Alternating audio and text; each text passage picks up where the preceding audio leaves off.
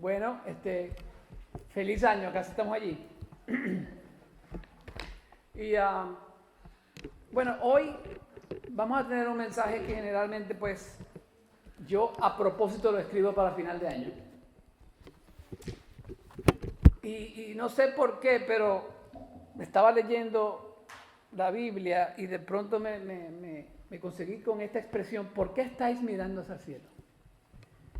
Y yo me pregunto, qué tremenda pregunta para este final de año. ¿Por qué estáis mirando hacia el cielo? La ascensión de Jesús es uno de los momentos más majestuosos de las Escrituras.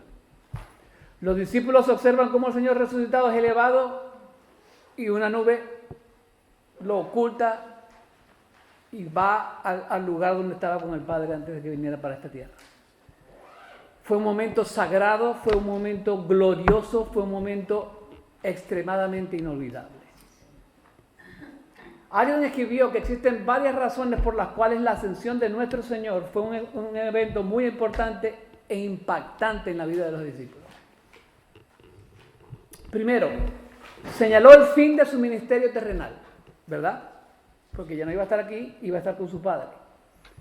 Dios Padre había enviado con amor a su Hijo al mundo en Belén y ahora el Hijo regresaba al Padre y el periodo de sus limitaciones humanas había terminado. Número 2. Significó el éxito en su obra terrenal. ¿Cumplió su obra aquí el Señor en la misión? ¿En su misión? Claro que sí. Todo lo que había venido a hacer lo había cumplido. Si usted se va a Juan 4:34 y a Juan 17:4, usted va a ver exactamente eso. Marcó el regreso a su gloria celestial. ¿Por qué yo digo eso? Bueno, la gloria de Jesús había estado velada durante su estancia en la tierra, ¿sí o no? Con la excepción de la transfiguración que sucedió en Mateo 17, del 1 al 9. Simbolizó su exaltación al Padre, la ascensión. Eso lo podemos ver en Efesios 1, del 20 al 23. Aquel en quien el Padre se complacía fue recibido con honor y se le dio un nombre que es sobre todo nombre. Amén. La ascensión le permitió preparar un lugar para nosotros. Juan 14:2. Le dijo: yo me voy porque voy a hacer una morada para que nosotros estemos allí. La ascensión indicó el comienzo de su nueva obra como sumo sacerdote. Hebreos 4, del 14 al 16, y permitió que fuera el mediador del nuevo pacto. Hebreos 9:15. La ascensión estableció el modelo para su regreso. Cuando Jesús venga a establecer el reino, regresará tal y como se fue, literalmente, corporalmente y visiblemente en las nubes. Así como se fue, Él va a venir. Y eso lo podemos ver en Hechos 1:11, en Daniel 7, del 13 al 14, y en Mateo 24:30 y Apocalipsis 1:7. Entonces, ¿dónde está el Señor actualmente? Él está sentado a la derecha del Padre, porque ese es su lugar de honor. Amén. Ese es el lugar que Él tenía antes de que viniera a nosotros. Y si usted se va a Filipenses 2, Él le va a decir que Él vino para esta tierra para hacerse siervo, haciéndose semejante a los hombres y hallándose en forma de hombre, se humilló a sí mismo, haciéndose obediente hasta la muerte y muerte de cruz. Aleluya. Mire, yo no me puedo imaginar cómo los discípulos se sintieron cuando vieron a nuestro Señor elevarse a estar con su Padre. Yo creo que debió haber sido algo bien especial. ¿No cree usted? Sin embargo, ese momento tan especial y tan hermoso, dos ángeles lo interrumpen. Y preguntan: hombres de Galilea, ¿por qué se quedan mirando al cielo? Y yo no creo que los ángeles están reprimiendo a los discípulos. Porque los discípulos están adorando al Señor. De pronto hasta llorando porque se iba. Pero es una invitación a corregir su enfoque y ponerlo en el lugar correcto. Eso es lo que están haciendo los ángeles. Los discípulos no estaban haciendo nada malo, sino algo secundario. Porque ellos tenían que hacer lo que era lo más esencial. ¿Y cuál era lo más esencial? Si usted se va un poquito más atrás, en el versículo 8 dice, pero recibiréis poder cuando haya venido sobre vosotros el Espíritu Santo y me seréis testigos en Jerusalén, en toda Judea, en Samaria y hasta lo último de la tierra. Eso era lo primordial. Entonces, aquí Lucas nos está diciendo que los discípulos tendían a enfocarse en lo secundario y no necesariamente a lo esencial o a lo primario, que era predicar la palabra. Entonces hoy les quiero hablar de dos principios, un mensaje bien sencillo, que podemos extraer de este texto que serían de un gran valor para nosotros en este año que viene. Y el primer principio es que no pierdas tiempo en lo secundario. No pierdas tiempo en lo secundario. Los discípulos estaban ansiosos por saber cuándo el Señor iba a restaurar al pueblo de Israel. Pero eso ¿era eso lo más importante? No. El mismo Señor lo dice. Dice, no os corresponde a vosotros saber los tiempos ni las épocas que el Padre ha fijado con su propia autoridad. Si no ponemos atención, las cosas secundarias pueden reemplazar silenciosamente la obediencia a la palabra del Señor. ¿Me escuchó eso? Si nosotros no ponemos atención, esas cosas secundarias pueden reemplazar a lo primario, que es predicar el Evangelio de Jesucristo. Sin embargo, las cosas buenas se vuelven peligrosas cuando se distraen del claro mandato de Dios. ¿Amén? Ahora, ¿cuáles pueden ser esas cosas secundarias que nos desvían de lo primordial? Les voy a dar varios ejemplos.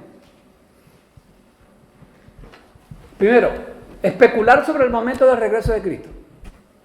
¿Cuánta gente se acuerda que hubo un montón de gente que decía no, que en tal fecha el Señor va a venir? ¿Se acuerdan? Les voy a dar esos ejemplos. William Miller era un predicador estadounidense del siglo XIX. Predijo que la segunda venida de Cristo sucedería el 22 de octubre de 1844. ¿Sucedió? No. Y por eso lo llamaron la gran decepción, porque eso no pasó. Nadie lo sabe. El Señor lo dice, ¿solo lo sabe quién? El Padre. Joaquín de Fiore del siglo XII dice, era un místico italiano que predijo el milenio a partir de 1260. ¿Pasó? No pasó. Melchor Hoffman del siglo XVI, anabaptista holandés que creía que Cristo regresaría en 1533. ¿Sucedió? No. Hal Lindsey, finales del siglo XX, autor de La Última Gran Tierra, predijo el rapto antes de 1988. Tampoco sucedió. Edgar C. Wiseman, también en 1988, vendió millones de libros prediciendo el regreso del Señor en 1988. David Koresh creía que la segunda venida era inminente, situándola en la década de los 1990. Y Song Myung Moon, que era de la Iglesia de la Unificación, afirmó que su propia llegada, la propia llegada de Sing Jung Moon, cumplía la profecía del regreso del Mesías. O sea, que él se creía el Mesías. Un montón de locos. ¿Qué otra cosa nos puede desviar de lo primario? Obsesionarse con señales y símbolos. Por ejemplo, el número del anticristo. Sí, eso es interesantísimo, pero eso no es lo importante. Lo importante es predicar el Evangelio. O las señales del final de los tiempos. Que si estamos cerca del final, que si no estamos cerca del final. Sí, eso son cosas buenas. Pero es el enfoque de nuestra misión. No. Número 3, buscar experiencias espirituales en lugar de fidelidad espiritual. Ustedes han escuchado buscar experiencias espirituales en lugar de la felicidad espiritual. ¿Cuántas personas han escuchado en su entorno que dicen, yo soy espiritual, pero yo no soy religioso? En otras palabras, yo no soy cristiano y no me quiero comprometer a ser cristiano. El número 4 es revivir momentos del pasado en lugar de responder a las responsabilidades del presente. ¿Cuántos han vivido en el pasado y no se mueven porque están asentados en el pasado? Yo me acuerdo que cuando cuando ya empecé a madurar como hombre. Y decía, Señor, porque yo quiero ser como yo era antes. Y el Señor me dijo, tú no vas a ser nunca como tú eres. Tú eres el que eres porque yo quiero que ese es el que tú seas. Y estaba, pero yo no avancé hasta que entendí que, Juan, ya tú no eres de 20 años ya. Yo voy a cumplir 55 el año que viene. Yo voy a poder comer barato en Denny's. Y voy a poder meterme en el ARC. Y pago, creo que son como $45 al año. No me digan que ser 55 no está bueno. Está bueno, está buenísimo. Aleluya. Entonces, ninguna de estas cosas cumple la misión de Cristo. Dios no quiere que nos quedemos mirando hacia arriba. Él quiere que le sirvamos con todo nuestro corazón. Amén. Amén. A los discípulos no se les dijo que miraran al cielo. ¿Qué les dijo el Señor? Se les dijo que fueran a Jerusalén, ahí está en el 1:8, pero recibiste poder cuando haya venido sobre vosotros el Espíritu Santo y no seréis testigos en Jerusalén, en toda Judea, en Samaria y hasta lo último de la tierra. Se les dijo que esperaran el poder del Espíritu Santo, ahí también otra vez, y recibiréis poder. Se les dijo que fueran testigos. ¿En dónde? En Judea, en Samaria y hasta lo último del mundo. Mire, hermano, si lo que usted está haciendo no contribuye a la misión de Cristo, no lo haga. No lo haga. Eso no debiera tener su atención en lo absoluto. Como algo secundario, sí. Como algo primario, no. No pierda el tiempo en lo que es interesante mientras descuida lo que es verdaderamente importante. Salí poeta. No pierdas el tiempo en lo que es interesante mientras descuidas lo que es verdadera importante. Amén. Entonces no pierdas el tiempo en lo secundario. Lo segundo, y este es el segundo punto y el último, pero es el punto más extenso. Enfócate en lo primordial. No pierdas el tiempo en lo secundario, pero enfócate en lo primordial. Jesús no dejó a la iglesia confundida respecto a su propósito, porque ese no era Jesús. Jesús era un hombre que enseñaba a su pueblo y vino a lo suyo, pero los suyos no le recibieron, pero hubo unos que sí lo recibieron. Entonces, él fue bien claro. Y Él nos enseñó varias cosas que están dentro de ese propósito. ¿Ok? Lo primero que vamos a ver es que Jesús no dejó a la iglesia confundida respecto a su propósito. Lo segundo es que Él fue bien claro y Él nos enseñó varias cosas dentro de ese propósito. ¿Cuáles son esas cosas? Bueno, primero, Él nos ordenó a proclamar el Evangelio a las naciones. El 1:8 otra vez. ¿Qué dice? Pero recibiréis poder cuando haya venido sobre vosotros el Espíritu Santo y me seréis testigos en Jerusalén, en toda Judea, en Samaria y hasta lo último de la tierra. ¿Qué otro pasaje? Hay muchos, pero Mateo 28, del 19 al 20. Id pues y haced discípulos de todas las naciones, bautizándolos en el nombre del Padre y del Hijo y del Espíritu Santo, enseñándoles a guardar todo lo que os he mandado, y he aquí yo estoy con vosotros todos los días hasta el fin del mundo. Amén. Mire, esto me recuerda a una conferencia que estuve en el seminario una vez, porque sacaron de aquí, solamente observe las palabras y, o sea, tenemos que ir a hacer, tenemos que hacer discípulos, bautizándolos, enseñándoles. ¿Y cómo vamos a hacer eso? Porque Él va a estar con nosotros. Amén. Todas esas características son parte de la misión. Porque hay muchas iglesias que van, pero no hacen discípulos.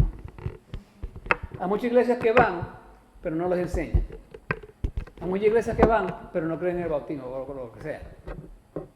Entonces, esas cuatro características deben estar son parte de la visión de Cristo. Amén. Entonces, Él nos ordenó a proclamar el Evangelio a las naciones. Enfócate en lo primordial. Lo segundo, Él nos enseñó a depender del Espíritu. El versículo 8 nos dice que lo vamos a hacer en nuestro poder. No, en el poder del Espíritu Santo. En otras palabras, sin Espíritu no podemos tener poder. ¿Está de acuerdo conmigo? Amén. Sin Espíritu no podemos tener poder. Nosotros necesitamos la ayuda del Espíritu Santo como el Espíritu de conocimiento que nos guía a la verdad. El Señor Jesucristo habla del Espíritu Santo como el Espíritu de verdad que nos guía a toda verdad. Juan 16:13. El Espíritu Santo no solo inspiró las Sagradas Escrituras, sino que también ilumina nuestro entendimiento para que podamos comprender las Escrituras, hermano. ¿Usted entiende eso? Cuando nosotros hablamos de iluminación, mira, el Señor me iluminó, nos referimos a la obra del Espíritu Santo que abre nuestros ojos espirituales para que podamos comprender el significado de la palabra de Dios. Eso es lo que significa iluminación.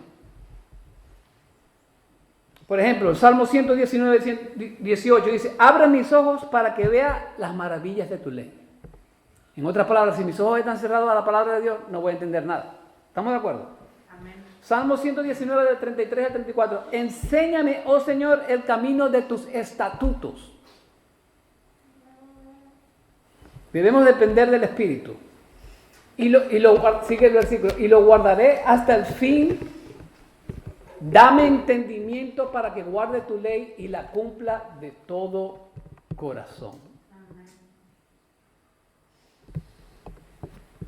En Lucas 24:45 el Señor Jesús nos da un excelente ejemplo de esta obra iluminadora. Él dice, esto es lo que yo os decía cuando todavía estaba con vosotros, que era necesario que se cumpliera todo lo que sobre mí está escrito en la ley de Moisés, en los profetas y en los salmos. Entonces les abrió la mente para que comprendieran las Escrituras. Si su mente no está abierta por el Señor, hermano, usted no va a entender nunca las Escrituras. Hay un autor que se llama Lee Strobel. Él escribió un libro, y eso creo que se lo he contado. Él escribió un libro que se llama Algo que demanda un veredicto. Este señor era un abogado que alguien lo retó, léete la Biblia, y como tú sabes, tú eres una persona inteligente, lo retó para que buscaran la Biblia y para que él demistificara la resurrección de Jesucristo. Y el hombre terminó conociendo al Señor a través de la palabra. En vez de refutar, se convirtió al Señor. Entonces, ¿por qué? ¿Pero por qué? Porque el Señor le abrió los ojos mientras él leía la Escritura. Aleluya. El intérprete de la Biblia no puede esperar ser electrocutado por un rayo del cielo y decir, ya, el Señor me ha iluminado, ya sé lo que voy a compartir. No. Ustedes han visto predicadores que dicen, yo no me tuve que preparar, el Señor me va a decir todo lo que tengo que decir. Eso es lo que es un charlatán. Eso es lo que es un charlatán. El estudiante celoso de la Biblia debe estudiar, leer y esforzarse para prepararse para recibir la iluminación que Dios tiene preparada para él. Amén. Mire, ¿qué es iluminación? Bueno, este pasaje, por ejemplo. Otro predicador puede predicar los mismos versículos, pero predicar algo totalmente distinto, pero que está basado en el mensaje original del autor. No es que el Señor me va a dar sin preparación, porque eso es, primero que todo, es un insulto, y segundo es una maldición que le cae por parte de Dios, porque, por decir cosas que no están en la Biblia. Ahora, ¿debemos ser eruditos para compartir el Evangelio? No. ¿Por qué? Porque no. Pero debemos estar lo suficientemente preparados, como dice Pedro, para presentar defensa de la esperanza que hay en nosotros en Cristo Jesús. ¿Usted me entiende? Podemos predicar el Evangelio y no tenemos que ser eruditos, pero debemos estar preparados para presentar defensa cuando la gente nos hace preguntas. Aleluya. Lo otro es que el Señor nos enseñó a proclamar el Evangelio en todo lugar. En todo lugar. ¿Qué nos dice? Él nos enseñó a proclamar el Evangelio en nuestro entorno inmediato, o sea, en nuestra familia y la gente que nos rodea, y ese es nuestro Jerusalén. Ahí lo vi, en Jerusalén. Después el Señor nos enseña a proclamar el Evangelio en nuestra región o país en general, y esa es nuestra Judea. Después el Señor nos enseñó a proclamar el Evangelio en lugares con diferencias culturales y étnicas, esa es Samaria. Por ejemplo, ¿se acuerdan de Jonás? Porque no eran judíos, no le quería predicar a Nínive. No, el Señor, ¿qué le hizo el Señor a Jonás? Lo mandó para que se lo tragara un pez y lo botara en Nínive. Él quiere que nos salgamos de nuestro círculo de comodidad y compartamos con gente localizada en territorios desafiantes y muchas veces prohibidos. Él quiere que compartamos el Evangelio hasta los confines de la tierra, lo que abarca todas las naciones y todos los grupos de personas que no han sido alcanzados todavía. ¿Usted sabe que todavía hay gente que no ha sido alcanzada por el Evangelio en este mundo? Todavía hay. Por eso lo veo yo en los reportes de los misioneros. Todavía hay. El Evangelio tiene que ser predicado por todo el mundo. Por todo el mundo. Aleluya. Los discípulos no necesitaban más información. Lo que ellos necesitaban era someterse a la guía del Espíritu Santo de Dios para lograr su misión. Para lograr su misión. Lo tercero es que la promesa de su regreso fortalece nuestro enfoque en esa misión. La promesa de su regreso fortalece nuestro enfoque en esa misión. Los ángeles no estaban reprendiendo a los discípulos mirando hacia arriba, viendo a su Señor a partir de este mundo. Los ángeles más bien nos quieren decir: no te estanques en lo insólito, enfócate en la verdadera misión que Dios nos ha dado. No te estanques en lo insólito, enfócate en la verdadera misión que Dios nos ha dado.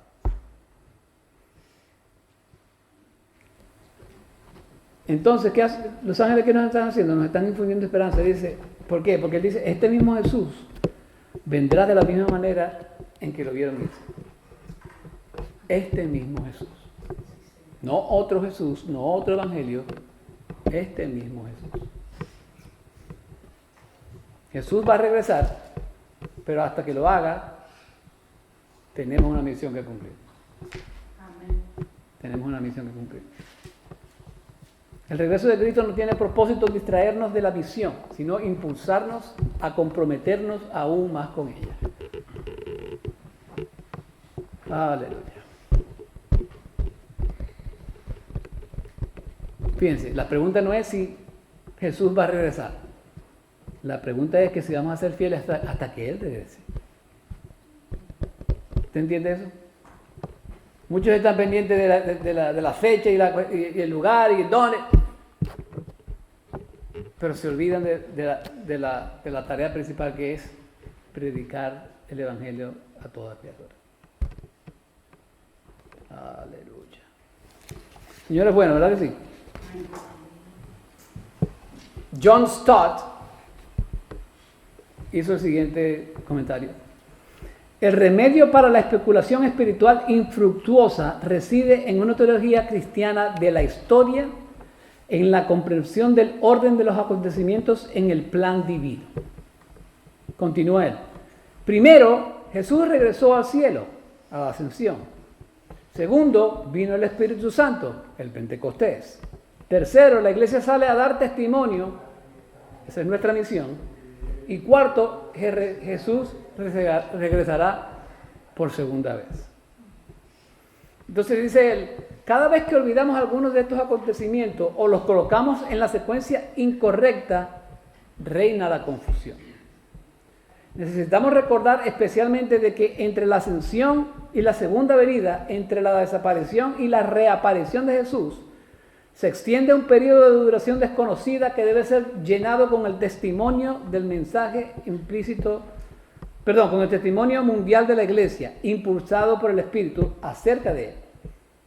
Necesitamos escuchar el mensaje implícito de los ángeles. ¿Cuál es ese mensaje implícito? Lo habéis visto irse, lo veréis regresar, pero entre esa partida y ese regreso debe haber otro acontecimiento. El Espíritu debe venir y vosotros debéis ir al mundo por Cristo. Y termina su cita. Entonces, hermano, siempre van a haber momentos para mirar hacia el cielo y rendirle adoración a nuestro Dios, a nuestro Rey de Reyes y Rey de Señores. Pero también van a haber momentos para avanzar en obediencia y hacer la misión de Cristo. Jesús ascendió para que el Espíritu pudiera descender. ¿Por qué? Juan 16:7 dice, pero yo os digo la verdad, os conviene que yo me vaya, porque si no me voy, el Consolador no vendrá a vosotros, pero si me voy, os lo enviaré. A esos discípulos que de pronto estaban llorando que el Señor se iba a ir. Espérate. El Señor les dijo, si yo no me voy, el Consolador no puede venir. Pero vino. El Consolador vino unos días después, en el día de Pentecostés. Amén. Para permanecer en el corazón de cada creyente por siempre y para siempre. Ya el Espíritu Santo ya no venía y se iba con el Antiguo Testamento. No. Reside con el creyente cuando usted cree en Jesucristo.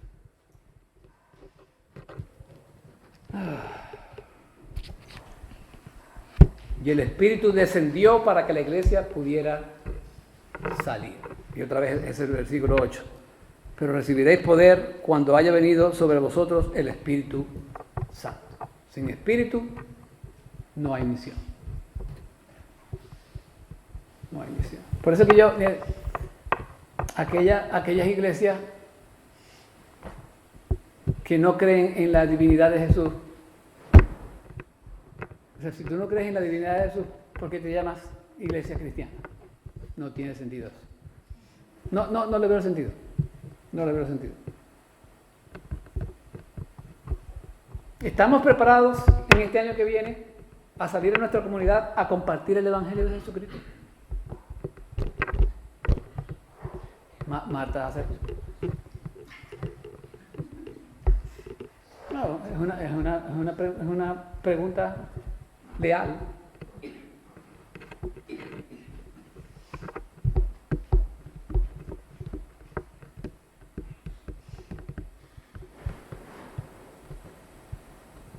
¿Tenemos el deseo de compartir ese Evangelio? El Evangelio se predica a tiempo y a destiempo y debemos predicar con intención. Con intención. ¿Cuántas veces no hemos pensado nosotros que no, yo no siento que le debo compartir en este, no es el momento adecuado? ¿Cómo que no es el momento adecuado? Su trabajo es predicar el Evangelio. El trabajo de Dios es convertir a esa persona. Su trabajo no es convertir a la gente. Su trabajo es compartir el mensaje de Cristo. Entonces, cuando usted me dice que usted no sintió, ¿qué sintió qué? La misión no depende de sus feelings, de sus emociones. La misión depende de que usted hace lo que Dios le dijo y punto. Y deje que haga el trabajo que tiene que hacer después.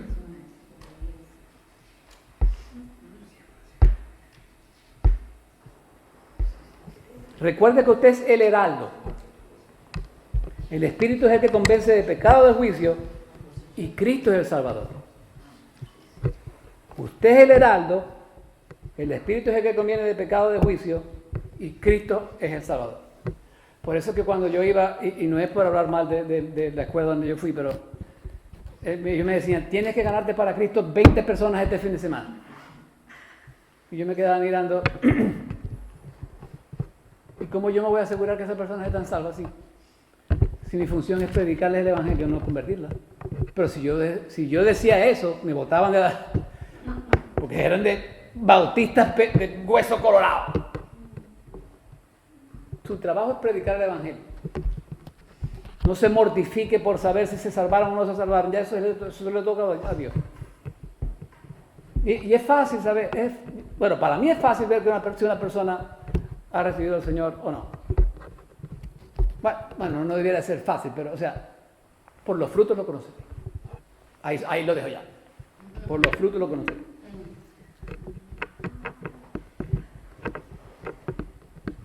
¿Todavía está mirando hacia el cielo, mi hermano?